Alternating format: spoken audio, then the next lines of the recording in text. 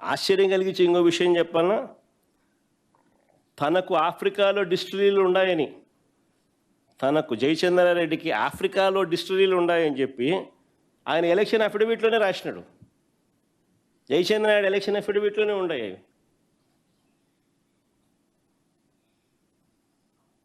మరి ఈరోజు చంద్రబాబు నాయుడు, ఆ రోజు చంద్రబాబు నాయుడుకి అది కనిపించలా, ఆఫ్రికా మూలాలు కనిపించలా.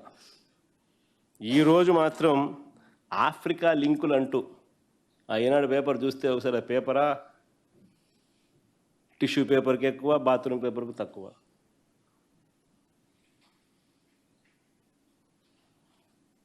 ఆఫ్రికా లింకులు కనపడలేదని అడుగుతా ఉన్నా. ఈరోజు కనపడతా ఉన్నాయి ఆఫ్రికా లింకులు, ఆ రోజు కనపడలేదని అడుగుతా ఉన్నా. పోనీ ఇది పక్కన పెడదాం, కాస్త ముందుకు పోదాం. పాలకొల్లులో కల్తీ మద్యం ఎవరిది?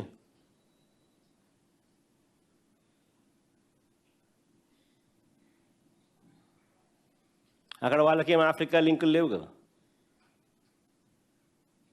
పాలకొల్లు కల్తీ మద్యం ఎవరిది? పోనీ ఏలూరులో పట్టుబడ్డ కల్తీ మద్యం ఎవరిది? పోయి వాళ్ళకు కూడా ఆఫ్రికా లింకులు లేవు కదా. పోనీ అమలాపురంలో పట్టుబడ్డ కల్తీ మద్యం ఎవరిది? వాళ్ళకు కూడా ఏమైనా ఉన్నాయా? పోనీ అనకాపల్లి పరవాడలో నేను చూపించిన ప్రతి చోట వీళ్ళే మ్యానుఫ్యాక్చర్ చేస్తున్నారు లిక్కర్ని అంతా. అనకాపల్లి పరవాడలో పట్టుబడ్డ ఆయన పేరేం పేరు? రుత్తుల రాము. మన స్పీకర్ గారితో చక్కగా వెరీ క్లోజ్ అసోసియేట్, చక్కగా ఫోటో కూడా కనపడింది. మన పరవాడలో పట్టుబడ్డ కల్తీ మద్యం ఎవరిది? కల్తీ మద్యం ఫ్యాక్టరీ, ఆ మద్యం అంతా ఎవరిది? పోనీ అక్కడ టీడీపీ నాయకుడు రుత్తుల రాముకు ఆఫ్రికాతో సంబంధాలు ఉన్నాయా? ఆ నుంచి స్పిరిట్ వస్తుందా? వీళ్ళు కొడుతున్నారా?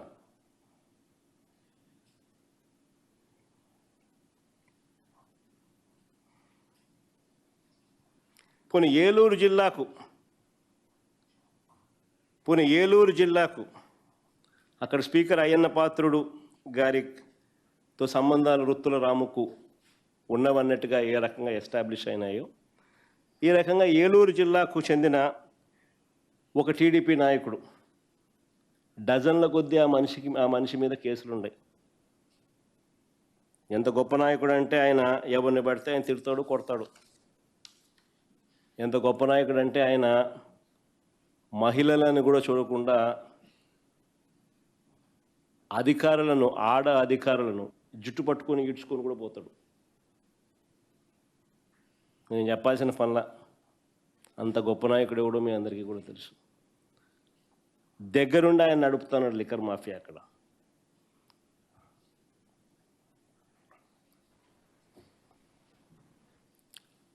ప్రభుత్వంలో ఉన్న మరో ప్యాకెట్ కింగ్, అది కూడా నేను చెప్పాల్సిన పనుల. టీడీపీ నాయకుడు రేపల్ల నుంచి ప్యాకెట్ కింగ్ అంటే ఎవరో మీ అందరికీ తెలిసిందే.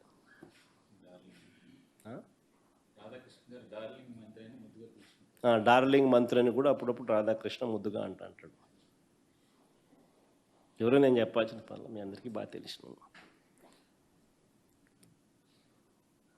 ఇష్టానుసారంగా ఆయన నడుపుతా ఉన్నాడు. ఈ ప్రాంతం అంతా నాది అని చెప్పి. నిజంగా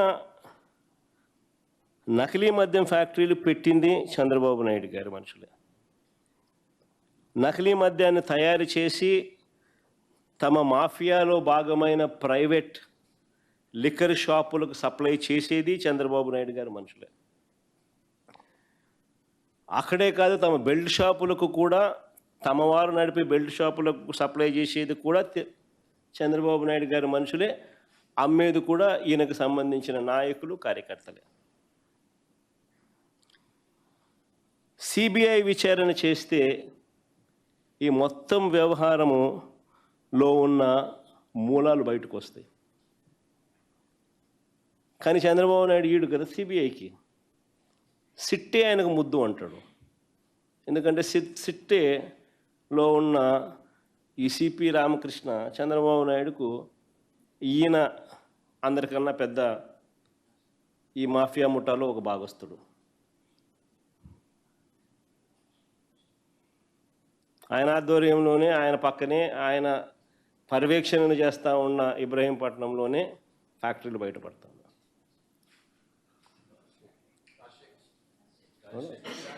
సిపి రాజశేఖర్ అంట కనపడతా ఉంది. ఆయనకు సిట్టే ముద్దు. ఎందుకంటే డైవర్ట్ చేయాలి కదా మన టాపిక్లన్నీ డైవర్ట్ చేయాలి అని అంటే, తప్పుడు ప్రచారాలు చేయాలి అని అంటే, ఇలాంటి వాళ్ళు ఎవరైతే సిండికేట్లో భాగస్వాములుగా ఉన్నారో వాళ్ళంతా వాళ్ళ చేతుల్లో అధికారం ఉండాలి కదా. మరో డైవర్షన్ ఏమిటంటే, ఇది ఇంకా ఆశ్చర్యకర విషయం, ఇది భలే వెరైటీ డైవర్షన్ చంద్రబాబు నాయుడు చేస్తూ ఉండేది. ఇకపై లిక్కర్ అమ్మేటప్పుడు క్యూఆర్ కోడ్ స్కాన్ చేయాలంటూ రాష్ట్ర ప్రభుత్వం జారీ చేసిన ఉత్తర్వులు. ఇకపై లిక్కర్ అమ్మేటప్పుడు క్యూఆర్ కోడ్ స్కాన్ చేసి అమ్మాలనంటూ రాష్ట్ర ప్రభుత్వం ఇటీవల జారీ చేసిన ఉత్తర్వులు. ఇది నిజంగా అన్నిటికన్నా హైలైట్. ఎందుకో తెలుసా? లిక్కర్ షాపులు ఉండేటివి ఎవరివి? అన్ని చంద్రబాబు నాయుడు గారి మనుషులవే కదా. బెల్ట్ షాపులు ఉండేటివన్నీ ఎవరివి? అన్ని చంద్రబాబు నాయుడు గారి మనుషులవి కాదా. ఇల్లీగల్ పర్మిట్ రూముల్లో లూజ్గా పెగ్గులు చొప్పున లిక్కర్ అమ్మేది ఎవరు? చంద్రబాబు నాయుడు గారికి సంబంధించిన కార్యకర్తలు, మనుషులు, నాయకులు, వాళ్ళ లిక్కర్ సిండికేట్ మాఫియా కాదా. మరి ఇలాంటి వాళ్ళకే చంద్రబాబు నాయుడు బాధ్యత ఇస్తూ ఉన్నాడు, క్యూఆర్ కోడ్ స్కాన్ చేయండి అని. అంటే దొంగకు తాళాలు ఇవ్వడం అంటే ఇది కాదా అని అడుగుతా ఉన్నా.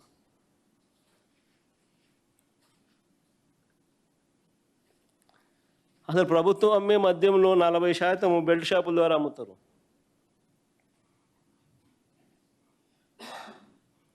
మరో 40% ఇల్లీగల్ పర్మిట్ రూమ్లలో అమ్ముతున్నారు. అక్కడే కూర్చోబెడుతున్నారు, పెగ్గుల్లో పోస్తున్నారు. ఎంఆర్పి రేటు గాలికి ఎగిరిపోయింది. సరే, ఎంఆర్పి కదా దేవుడు ఎరుగు. ఇదైతే ఇంకా ప్రాణాలకు హాని కలిగించే లిక్కర్ని కూడా లేబుల్ వేసి అమ్ముతున్నారు. ఏం తాగుతున్నారో 3వ రౌండ్ 4వ రౌండ్కి వచ్చేసరికి 5వ రౌండ్లో ఏం పడుతుందో కూడా తెలియదు.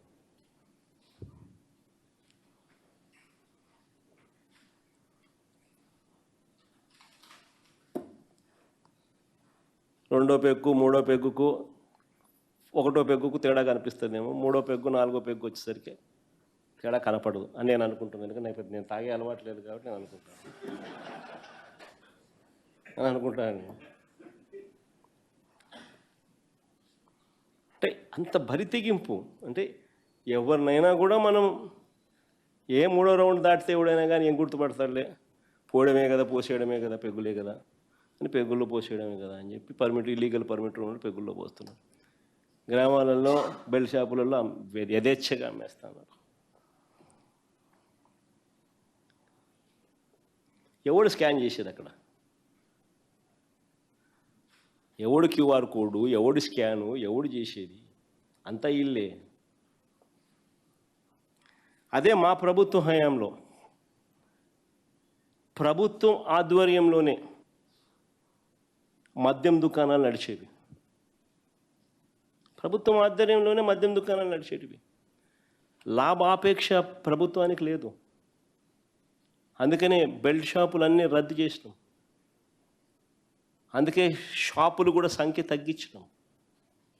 అందుకే టైమింగ్స్ పెట్టి మరి షాపులు నడిపాం. ఎప్పుడంటే ఎప్పుడు అవైలబుల్గా పెట్టలా. ఇల్లీగల్ పర్మిట్ రూములు లేవు, రద్దు చేసినాం. క్యూఆర్ కోడ్ స్కాన్ చేసి గవర్నమెంట్ షాపుల్లో అమ్మక మునుపు స్కాన్ చేసి అమ్మేటోళ్ళు డైనమిక్గా. క్యూఆర్ కోడ్ సిస్టమ్ తెచ్చింది మేమే. ఇంతకుముందు లేదు క్యూఆర్ కోడ్. మా ప్రభుత్వం వచ్చినాకనే క్యూఆర్ కోడ్ సిస్టమ్ తెచ్చినాం, ట్రాన్స్పరెన్సీ ఉండాలని. ఎంపానెల్డ్ డిస్టిలరీస్ నుంచి మాత్రమే లిక్కర్ వచ్చేది. ఆ ఎంపానెల్డ్ డిస్టిలరీస్ కూడా కొన్ని 100 కోట్ల రూపాయలు ఖర్చు చేసి డిస్టిలరీలు పెట్టినోళ్ళు. ఆ ఎంపానెల్డ్ డిస్టిలరీస్ కూడా మేము ఎంపానెల్ చేసింది కాదు, చంద్రబాబు నాయుడు గతంలో ఎంపానెల్ చేసినట్టు. అంటే వందల కోట్ల రూపాయలు ఖర్చు చేసి ఫ్యాక్టరీలు పెట్టి దాన్ని ఎంపానల్ చేసుకునే కార్యక్రమం చేస్తే అక్కడ క్వాలిటీ మద్యం అనేది దొరుకుతుంది. ఆ క్వాలిటీ మద్యానికి క్యూఆర్ కోడ్ పెట్టి ట్రేస్ చేసి గవర్నమెంట్ షాపులలో గవర్నమెంటే దాన్ని అమ్మితే, అమ్మే ముందు ప్రతి బాటిల్ను స్కాన్ చేసి క్యూఆర్ కోడ్ స్కాన్ చేసి అమ్మితే ప్రజలకు మంచి ఆరోగ్యం అనేది కనీసం కొద్దో గొప్ప, తాగితే ఎలాగూ చెడిపోతుంది, కనీసం ఆ ఉన్న కాడికన్నా కొద్దో గొప్ప ప్రజలకు మంచి ఆరోగ్యం ఇచ్చే ప్రయత్నం ఒకటి మా ప్రభుత్వ హయాంలో జరిగింది.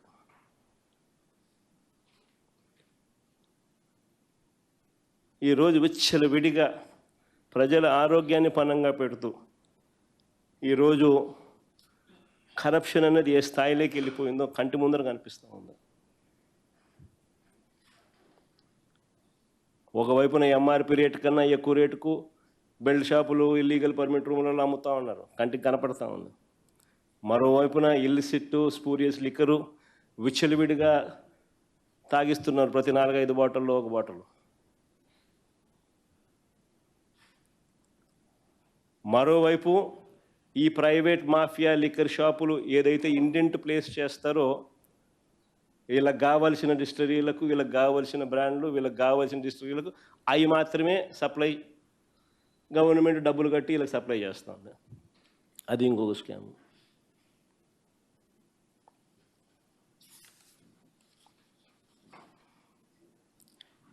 నిజంగా ఆశ్చర్యం కలిగించే విషయాలు ఇవన్నీ. మా జోగి రమేష్ మీద డైవర్ట్ చేస్తూ ఆరోపణలు చేశారు. మా జోగి రమేష్ 2 ఫోన్లు ఇలా చూపించినాడు. అయ్యా, ఇవి నా ఫోన్లో నుంచి నాకు ఆ జనార్దన్ రావు అనేవాడు ఎవడో తెలియదు. నా జీవితకాలంలో ఒకసారి ఇప్పుడు ఏదో సోషల్ మీడియాలో ఏదో ఫోటో తెలుగుదేశం వాళ్ళు సర్క్యులేట్ చేస్తున్నారు. 12 ఏళ్ల కిందట ఒక పెళ్లిలో పెళ్లిలో ఆయన కూడా పెళ్లికి వచ్చినప్పుడు ఆ ఫోటో తీసిన ఫోటో అది. అసలు ఆ మనిషితో నాకు పరిచయాలు లేవు, మాట్లాడే సంబంధాలు లేవు, అది సత్సంబంధాలు అంతకన్నా లేవు. ఇదిగో నా ఫోన్లో అని చెప్పి జోగి రమేష్ చూపించినాడు. మరి జోగి రమేష్కు పరిచయమే లేని వ్యక్తితో చాట్స్ జరిగినట్టుగా ఫోన్ తప్పిపోయిన జనార్దన్ రావు, ఫోన్ పోయింది అని చెప్తా ఉన్న జనార్దన్ రావు ఫోన్లో నుంచి రిలీజ్ అవుతాయి ఆ చాట్స్. అంటే ఏ స్థాయిలోకి వీళ్ళు దిగజారిపోతూ ఉన్నారు చూడండి ఒకసారి.